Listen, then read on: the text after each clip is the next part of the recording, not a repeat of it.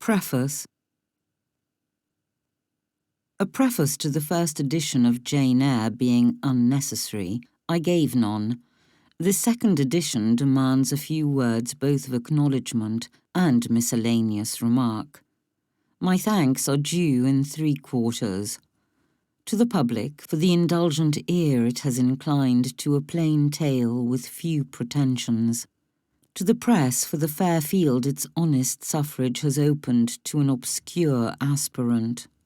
To my publishers, for the aid their tact, their energy, their practical sense, and frank liberality have afforded an unknown and unrecommended author. The press and the public are but vague personifications for me, and I must thank them in vague terms. But my publishers are definite. So are certain generous critics who have encouraged me, as only large-hearted and high-minded men know how to encourage a struggling stranger. To them, that is, to my publishers and the select reviewers, I say cordially, "Gentlemen, I thank you from my heart." Having thus acknowledged what I owe those who have aided and approved me, I turn to another class, a small one, so far as I know, but not, therefore, to be overlooked. I mean the timorous or carping few who doubt the tendency of such books as Jane Eyre, in whose eyes whatever is unusual is wrong, whose ears detect in each protest against bigotry, that parent of crime, an insult to piety, that regent of God on earth. I would suggest to such doubters certain obvious distinctions. I would remind them of certain simple truths. Conventionality is not morality. Self-righteousness is not religion. To attack the first is not to assail the last. To pluck the mask from the face of the Pharisee is not to lift an impious hand to the crown of thorns. These things and deeds are diametrically opposed. They are as distinct as is vice from virtue. Men too often confound them.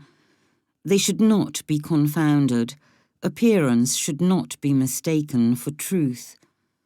Narrow human doctrines that only tend to elate and magnify a few should not be substituted for the world-redeeming creed of Christ. There is, I repeat it, a difference, and it is a good and not a bad action to mark broadly and clearly the line of separation between them.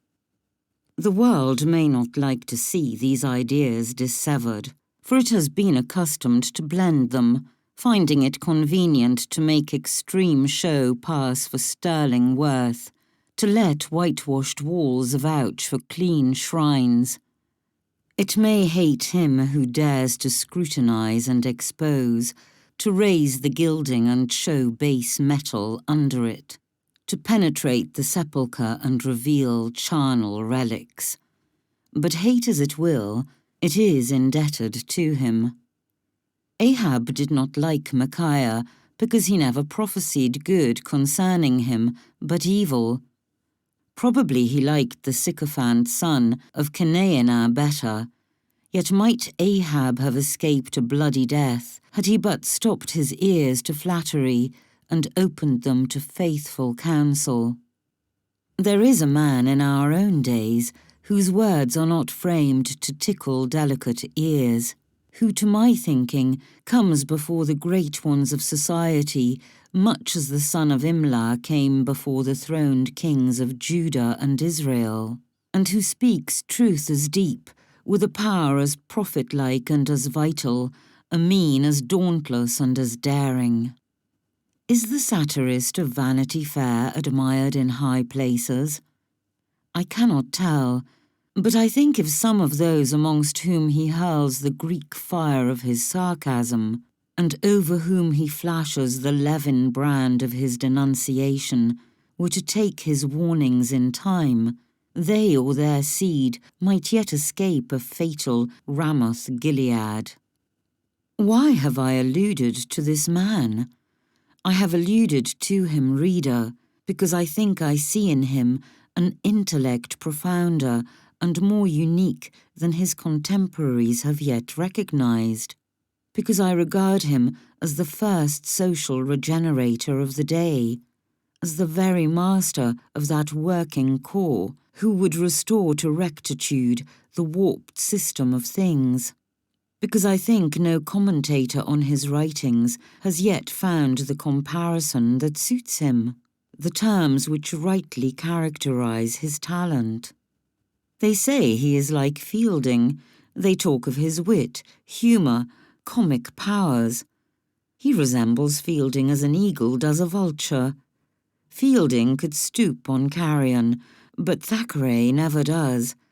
His wit is bright, his humour attractive, but both bear the same relation to his serious genius that the mere lambent sheet lightning playing under the edge of the summer cloud does the electric death spark hid in its womb. Finally, I have alluded to Mr. Thackeray because to him, if he will accept the tribute of a total stranger, I have dedicated this second edition of Jane Eyre.